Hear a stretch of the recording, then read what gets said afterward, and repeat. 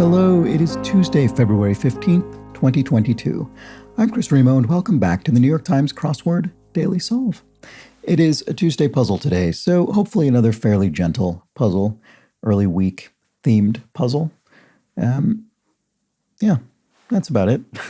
This edition of the Daily Solve is brought to you by Michael H., Joe Percy, and, as always, the inestimable Hood Monster. So thank you so much to the three of them, benefactors of the Daily Solve Patreon campaign. If you'd like to join their ranks and get access to that recognition as well as the Daily Solve Let's Check the Crosses mug, you can do so at patreon.com/dailysolve. And there you can find at any tier, regardless of which tier you've signed up to, you can find all of the Daily Solve bonus videos from the recent months, as well as the new ones that go up each week. And as I said yesterday, I think I'd noticed there's a new acrostic puzzle that the New York Times has published, and I am looking forward to solving those. I think I saw a couple of people in the Daily Solve Discord chat server, at least one person said they weren't aware of the existence of the acrostic before watching this series. And I have to say, I think I was maybe aware of it. I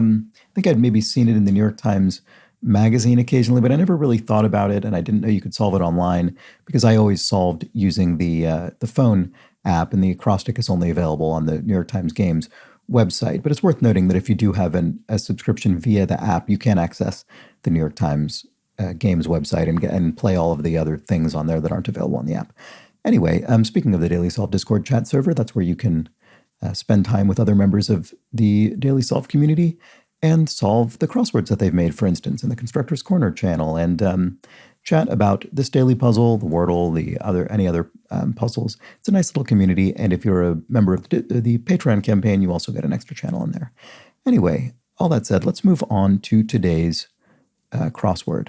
This is, of course, as I say, a Tuesday puzzle, and it was constructed by Claire Rimkus. This is not Claire Rimkus's first puzzle, but is one of her first few. So maybe her second or third puzzle. So we'll see. We'll see what she has in store for us. And let's get started. Okay. Rise to the challenge. Could be step up, maybe. Actually, yeah, it may well be, because editor's bracketed disclaimer is sick, which means so I think we talked about this actually maybe in a recent brain's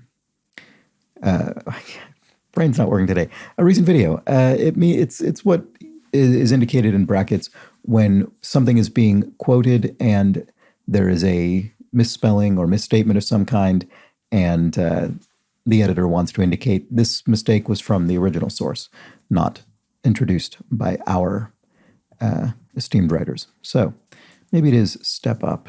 And a prickly pear is a cactus variety. Blank cute could be too cute. And teach, edify, maybe? No. Educate. Yeah, educate. Teach, educate. There we go. Spirit guide, question mark. So the question mark indicates some kind of pun or word play. I mean, that could mean that this is spirit meaning a distilled drink, an alcoholic drink, I'm not sure.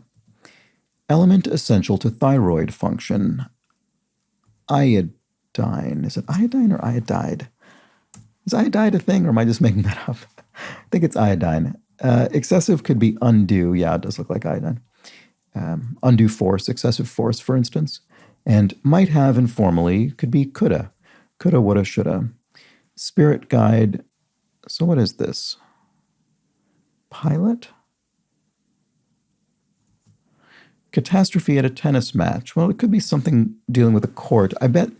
I suspect this will be related to the theme, whatever this is. It's a long answer with a question mark, so some kind of wordplay is going on. I suspect this will be theme related. Wait, so what is this? Spirit guide, pilot. Oh, is this referring to I think there's a budget airline called Spirit. Is that what this is referring to, perhaps? And to overjoy, to elate. Somebody's elated, they're overjoyed. Neckwear in Honolulu could be a lei, the floral garland wreath necklace thing. Figure in a Grimm story. I don't know. Are there elves in Brothers Grimm story? I'm not sure. Oh, maybe. If one leased an apartment, for instance, it's been let. And does that work here? Uncertainties at a football game. I'm not sure. I'm not going to put in that F just yet. I don't really think about elves being associated with this sort of children's story, but I could be completely wrong about that. I don't claim to know, have any kind of exhaustive knowledge of Brothers Grimm fairy tales. So anyway, I'll just leave that for now, but it's probably an F. Stir fry protein option. Well, tofu is a protein that you could use in stir fry. This sort of various punctuation marks in comics refer to an oath, I suppose. I mean, they're used to stand in for profanity, so you could call that an oath. Fighting, in this case, Notre Dame as opposed to Notre Dame. Fighting Notre Dame team, the university in the United States. The Fighting Irish is their team, I believe. Anthony Hopkins' role in the Thor film franchise. He played Odin's. Sometimes I know these things. And here we have director-screenwriter Ephron, the great Nora Ephron. And diddly squat could be nada, nothing. How some risks are taken. Maybe on a dare. You could take a risk on a dare. And Chips brand, whose Cool Ranch flavor is called Cool American in Europe, must be Doritos. There is a funny usage of American. I remember there's a here in the UK you have there's some American, I think they're called fast casual maybe chains, things like Applebee's and TGA Fridays. And I don't remember which one it was, but I remember seeing one of those and they advertised it as like authentic American food or something like that. And I thought that was very funny. Because it would certainly not be marketed authentic American food in the United States, I don't think. Okay. Oh, catastrophe at a tennis match. Court disaster. Here we go. Okay. So court disaster is itself, that's a phrase, to court disaster, to invite some kind of problem. And a catastrophe at a tennis match could be a court disaster. You don't you don't strictly need a question mark, I don't think, on this clue, really, because it could be, you could say it's literally true that a court disaster could be a catastrophe at a tennis match, but it's not really a phrase that's used in that context particularly. So I understand why the question mark is there. And I think the question mark is also there because it's a Tuesday puzzle, it's early in the week, and also because it's going to, I suspect all of the theme answers will have that question mark, that wordplay indicator, and that just helps give the whole thing some consistency. So I wonder what this is about. Is it just that we're going to get some common phrases? Oh, you know what? It'll be that they're all sports related, right? Because that's a tennis match and this is a football game. All right. So that's what the theme presumably will involve. We'll just have to see. Moe, Larry, or Curly. Each one of those is one of the Three Stooges. And because this is an or clue, we're only referring to one of them, Moe, Larry, or Curly, so a single stooge. Author Morrison, Toni Morrison. Falling block game could be Tetris. A foldable bed is a cot. And are you good, you might ask? Upstate New York campus. I think this might be the Rensselaer Institute of Technology. I gave a talk there once. Points in the right direction. So that's, I might be pronouncing that incorrectly. I think it's Rensselaer. That might be wrong. But I have been there. Anyway, points in the right direction, orients. And SpongeBob SquarePants, for one, is a cartoon. Uncertainties at a football game. Oh, this looks like questions. Field questions. So not only are these common phrases, at least so far, they're both verbs. To court disaster, it's something that you could do. To field questions, it's something you could do. And actually, in both of these cases, they're referring to sort of inviting something. To court disaster is to sort of invite some kind of catastrophe by being visibly unsafe or whatever. And here to field questions is obviously to take questions. Sorry, I need to take a drink of water. One moment. So I think that is what's going on there. Each of these deals with, sort of welcoming something, maybe not something good like disaster, but field questions to court disaster. We'll see if the rest of them fit that theme. Okay, ocean shade is aqua. And an arm or a branch is a limb, branch of a tree or arm of your body. Exclamation points in a text could be OMG, oh my God, oh my goodness. You could have the same effect with several exclamation points in a row. Casual shoe brand is Tom's. Some four-footed friends. Dogs, I would think. And of direct descent. Is that lineal, as in part of a lineage? Let's check this cross. So here's, of course, that's another theme clue. Security alerts at a boxing match. Oh, I don't see it. I'm sorry. Let's keep going. Country singer Leanne. Leanne rhymes. I recognize that name. And stars might have big ones. They might have big egos. So this refers to stars, celebrities, as opposed to the astral objects. A mouse. Eek would be a classic, I guess, sort of comic strip response to seeing a mouse. Reggae relative, ska. Ska related to reggae, certainly. Ska in the sort of traditional Caribbean sense, as opposed to the I don't know, American, I guess, offshoot. Okay, part of a relay race. A leg of a relay race. Off-duty time. What is this? Sorry, this looks like alarm bells. Security alerts at a boxing match. I just got distracted by this for a moment. Oh, ring alarm bells. Right, to ring alarm bells. Security alerts at a boxing match. And again, this is a verb, and it's something that you yourself do. So you field questions, you court disaster, you ring alarm bells. So you are sort of prompting the thing to happen. It's not just that an alarm bell sounded, it's that you rung it. You are inviting the alarm.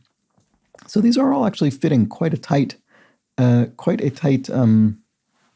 format, I guess you could say. So now let's check the crosses here. Lasagna filling. Ricotta cheese would be a traditional lasagna filling. Things don't look good for me. I'm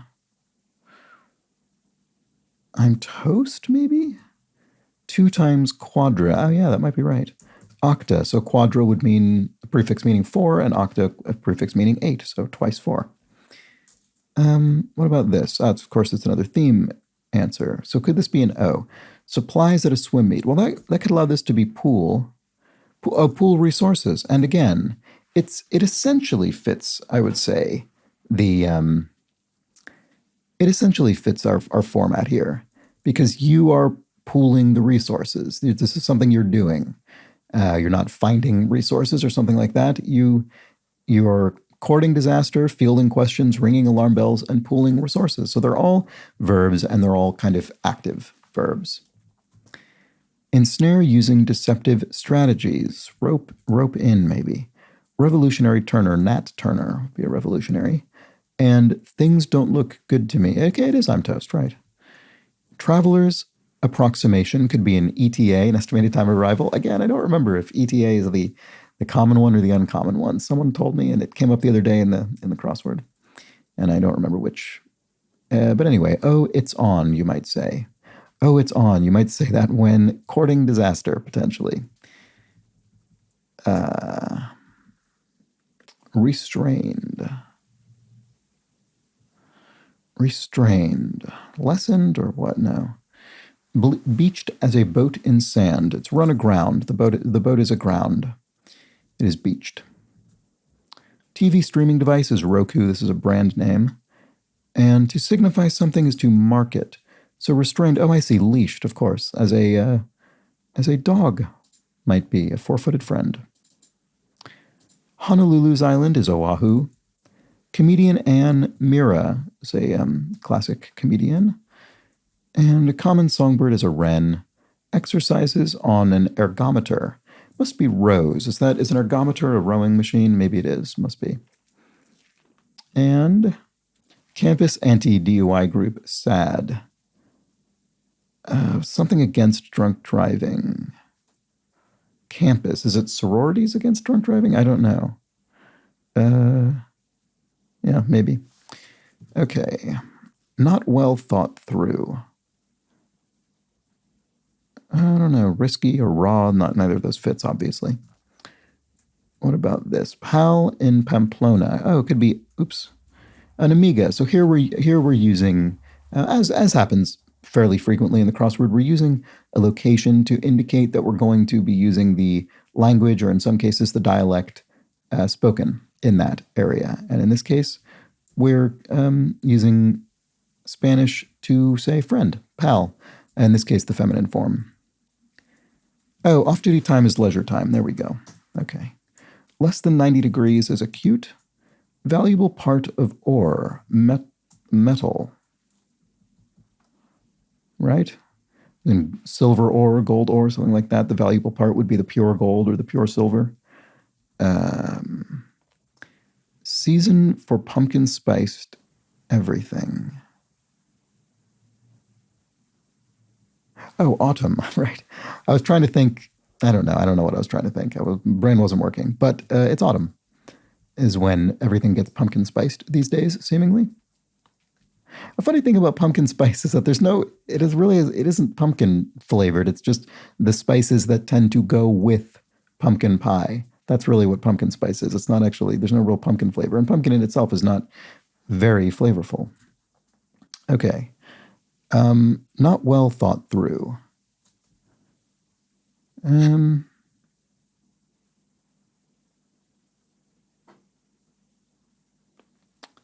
Why do I not see that? That's very frustrating. Blank explain things to me. Rebecca Solnit essay collection. Men explain things to me is a Rebecca Solnit essay collection. I think Rebecca Solnit also wrote Infinite City, which is a really cool book about San Francisco, which I own. Okay, covert organization. National Security Administration or Council, probably administration, I'm guessing, with these letters. Montana's capital must be Helena, Montana. Oh, not well thought through is rash, of course, and rude looks are stares.